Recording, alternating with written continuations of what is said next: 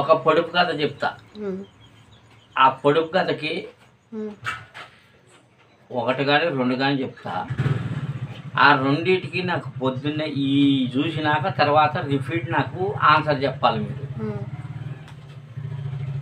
ఒక పొడుపు కథ చెప్తాను ఫస్ట్. ఒకటి పెట్టేది, రెండు కొట్టేయి.